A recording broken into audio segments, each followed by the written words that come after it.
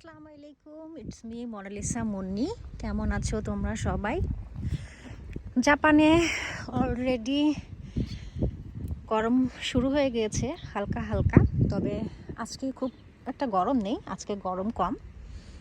আর এই যে দেখো, এদিকে তোমাদেরকে ফুল দেখাই, কি সুন্দর ফুল না, ছোট ছোট ব্লু কালারের ফুল, সুন্দর লাগে দেখতে।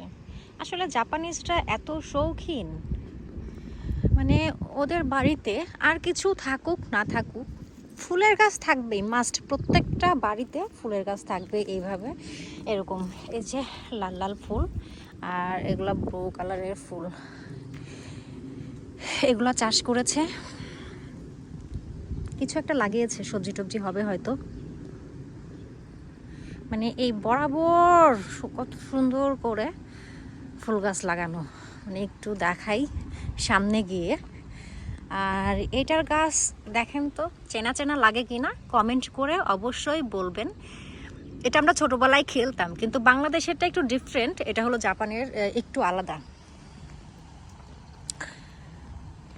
আমাদের আমাদের এদিকেও হয় আর কি, বাংলাদেশে কথা বলছি, বাংলাদেশেও হয় এই ফুলগুলা, খুবই সুন্দর। বরাবর মানে ক্ষেত, তার নিচে বরাবর এই ফুলগুলা লাগানো। আর এদিকেও অনেক ফুল ছিল, এই গাছগুলোতে ফুল ছিল, এখন নেই, ফুল শেষ হয়ে গিয়েছে।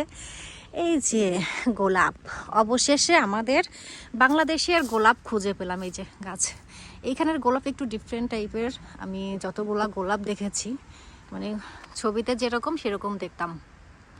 এই যে কাছ থেকে দেখাই, কি সুন্দর গোলাপ, মাশাল্লাহ। এই যে একটা বাড়ি, আর এই বাড়িতে চারপাশে ফুল গাছ লাগানো। ভাবা যায় এত ফুল গাছ, তবুও কেউ মানে টাচও করছে না ফুল।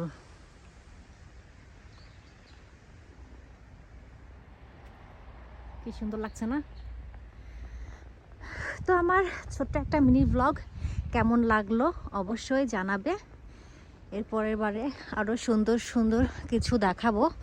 ওই যে ওইখানে ইয়ে ছিল, হলুদ হলুদ ছোট ছোট গোলাপ ছিল, ওই যে গোলাপ, কি সুন্দর লাগছে, মাশাল্লাহ মাশাল্লাহ।